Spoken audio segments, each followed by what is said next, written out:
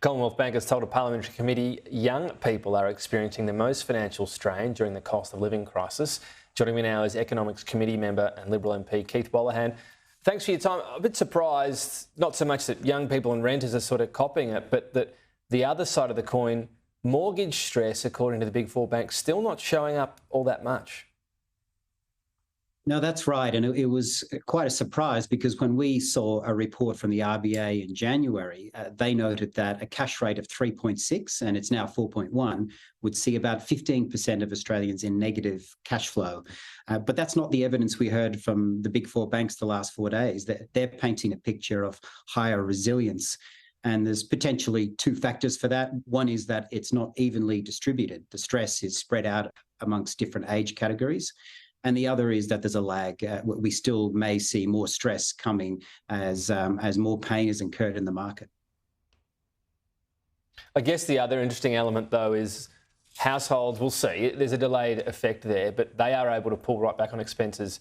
Is the biggest stress point small business? They don't have big buffers like big business do.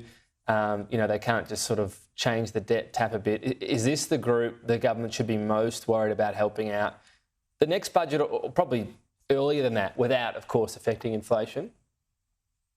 Definitely. Big business has a lot of buffers and can always look after itself and has, assets so that they can draw down on for loans. But small business doesn't have that. Often the business is secured against the family home, which is facing other pressures. And we don't need the big four banks to tell us that. As members of parliament, we hear and see that directly. I was at a coffee shop in Mitcham, and it's the second best coffee in Melbourne, which is a significant achievement in this city. And the owner of that business told me he went from 70 kilos of coffee a week now down to 30 kilos of coffee a week. And that's his business. It's being decimated. So what does he do? And so looking after small business is something we should all turn our mind to, and the government certainly should.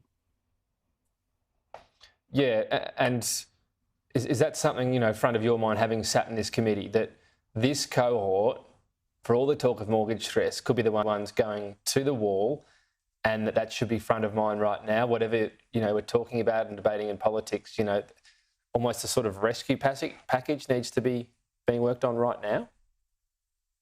Well, certainly we need to identify the problem quickly and then explore a range of solutions. But that's the short term. There was another long-term issue with small business, which Brett Van Manham explored, and I thought it was really important questions. He noted that most small to medium businesses are owned by people who are older.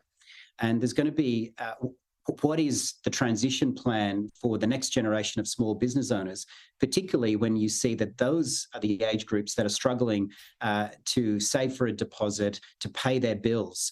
And there's a real question about who the next generation of small business owners will be. And as we know, they are the backbone of our economy. Yeah.